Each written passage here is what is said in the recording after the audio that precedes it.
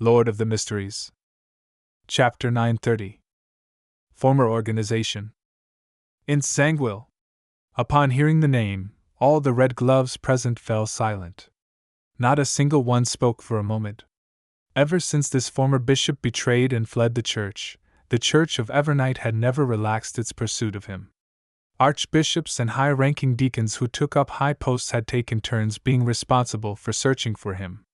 They helped each other, often bringing the relevant sealed artifacts everywhere to search for clues about him. But ultimately, they were unable to lock onto Sanguil. He slipped away as a result of all kinds of coincidences. His shadow wasn't even noticed. Furthermore, he had caused several major events that killed many Nighthawks. To the Church of Evernight, especially the Nighthawks, he was someone they hated that had also insulted them. Without realizing it, Leonard Mitchell had already clenched his hanging fists as his breathing grew deeper. He soon forced himself to extricate himself from the sudden emotions that emerged within him. He turned his attention to something else. It was no wonder Dwayne Dantes was able to meet in Sanguil on Waypoint Island in the Berserk Sea. It was because the latter's goal was also the southern continent, East Balam. Amidst everyone's silence, Daily Simone immediately used her spirit body to emit an ethereal voice without any obvious changes. With some coldness, she spoke at a quickened pace. "Where are they meeting?" The numinous episcopate member shook his head blankly. "I don't know." Daly raised a few more questions, but she didn't get an ideal reply. Finally, she took a step back and cast her eyes at the Red Gloves team captain, Soist. Soist sighed and deliberated over his words before saying, "First, we need to inform this piece of intel to Her Excellency, Goddess's Eye. We shall leave it to her to contact the Holy Cathedral. Ince, who has 0-08 with him, isn't someone a Red Gloves team can handle. Second, we should continue investigating and follow this clue pertaining to Palenque to Siblius. Let's hope that we can figure out Sanguil's motives. With the situation of us not being able to track him or lock onto him, grasping his motives is more important than knowing where he is. Perhaps it can help us set up a trap that he has no choice but to step into. Finally, from now on, everyone is to take note of any coincidences. Regardless of the reason, they are to be reported to me." "Yes, Captain," the Red Glove members replied in unison. Leonard maintained his silence as he turned his head to glance at Daily Simone. He found that this gatekeeper who addressed herself as a spirit medium was similarly silent. Her gaze was dark. At the same time, he heard Palaz Zorost's slightly aged voice resound in his mind.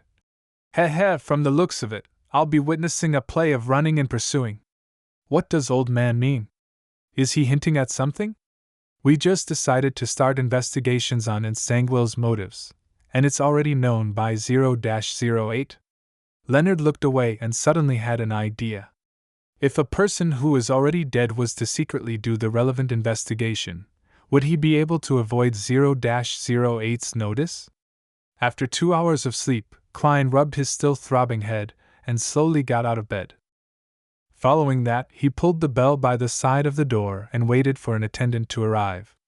Before long, a native deliberately dressed in lone attire, a white shirt and red vest, knocked on the door. Klein twisted the handle and opened a tiny gap in the door.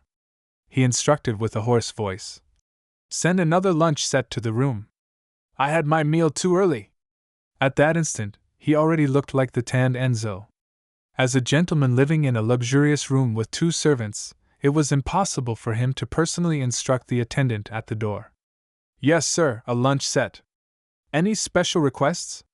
The native attendant took out some paper and a pen and began recording as he asked with a rather strange Loanese accent. Klein used an equally odd Loanese accent. "With braised meat as the main dish, match it with a cup of sparkling wine with ice and lemon.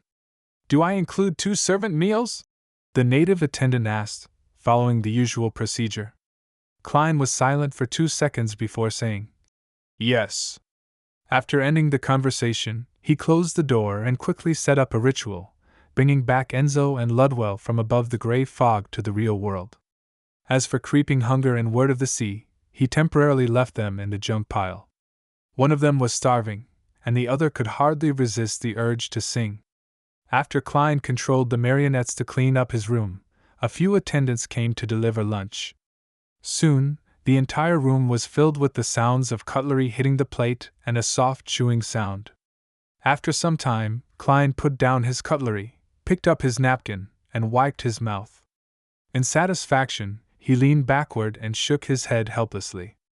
"If this continues, I'll really become fat." The two marionettes had already lost the ability to eat, but to conceal that fact, Klein had no choice but to add servant meals. With him unwilling to see food go to waste, he could only try to eat as much as he could. "Thankfully, I'm a faceless." Klein covered his mouth as he burped before drinking the last bit of sparkling wine. Only at this moment did he feel like he had recovered. He now had the energy to consider the various details of his trip to Caldero and City. The Marauder pathway is truly terrifying. Just a charm created from a worm of time is able to achieve such incredulous effects. As a king of angels, it's obvious how terrifying Blasphemer Amon is. Even an avatar isn't easy to deal with. Thankfully, I didn't put on a brave front. I knew to mimic those with experience, and directly fled to the southern continent.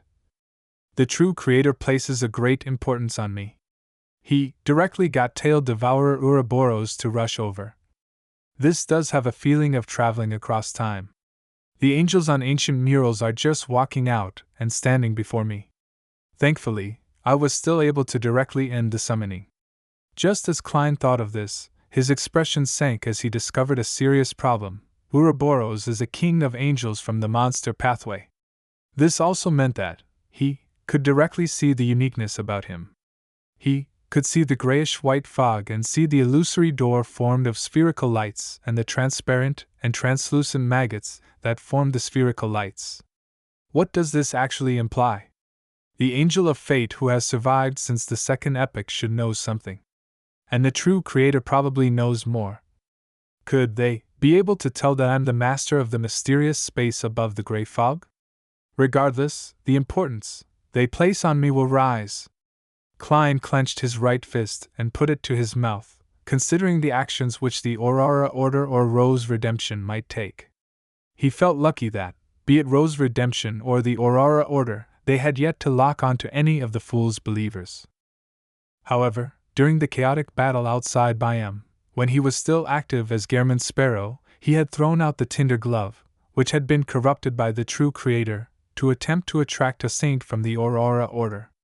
This might very well have led to the crazy adventurer to enter the suspect list. From the clues extending outward from Gehrman Sparrow, there's Admiral of Stars, Vice Admiral Iceberg, Danitz, and Anderson. All of them will be investigated by the Aurora Order. I have to warn them. Klein slowly exhaled and stood up, prepared to head above the gray fog. From his point of view, the pursuit of Gehrman Sparrow by the military, Church of Storms, Rose School of Thought, and Numinous Episcopate were all different. The true creator's believers were rather crazy and had a king of angels, a leader who was good at prying into the secrets of fate, active in the real world. This way, it didn't matter if Catlia and company were at sea, making it difficult to be locked on. There was still the risk of them being found. Among them, Vice Admiral Iceberg Edwina and the Fog Sea's strongest hunter Anderson weren't people Klein was worried too much about. They knew little, nothing that pointed towards the core problem. Nothing much would happen aside from the need to consider whether the bunch of lunatics of the Aurora Order would employ extreme methods in the interrogation process. West Balam, Northern State. In the Kukua city ruled by May Sanchez. Danitz, who was chewing on roasted meat, paused suddenly. He heard Mr. Fool pass him the warning from Gehrman Sparrow. Be careful of the Numinous Episcopate. Be careful of the Aurora Order, especially the latter. Pay special attention. Also, warn Anderson Hood as well as Edwina Edwards. Be careful of the Numinous Episcopate. Be careful of the Aurora Order. How many has it been? The military, Church of Storms, Church of Evernight, Rose School of Thought. What did Gehrman Sparrow do? Why has he offended so many factions? Dog *T. Danitz's expression froze before grimacing. He had no idea that the strongest person of the 7 pirate admirals had changed. Opposite him, Anderson put down the knife he used to slice meat, pricked up his brows, and curiously asked, "Have you recalled something?" Danitz secretly took a deep breath and asked after some deliberation, "Have you heard of the Aurora Order?" He wasn't sure if Anderson knew. After all, the Aurora Order was a rather secretive organization in the beginning. Its reputation was later built up in the Lone Kingdom. Anderson chuckled. "I'm actually more surprised that you know of them. Did your captain tell you?" Without waiting for Danitz to answer, he combed his short hair with his finger and continued. "They believe that the Creator is omnipresent. Everything has godhood. They believe that life is nothing but a spiritual journey. As long as one is willing to listen to their preachings, understand, discover, and gather the godhood, they will eventually become angels to transcend reality." Such an idea doesn't sound bad, but that's not the main point. The main point is that they believe in the true Creator. Upon hearing that, Danitz couldn't help but jeer. "You know quite a bit, just slightly less than I know." Anderson immediately curled the ends of his mouth and said with a beaming smile, "Of course. I once joined an organization in Intis. They hope to change society, the world, to make the supernatural no longer secret and to be out in the open for everyone to see, so as to become true rulers. They're called the Iron and Blood Cross Order, and they also believe in the true Creator." Danitz's expression froze as cold sweat oozed out of his forehead.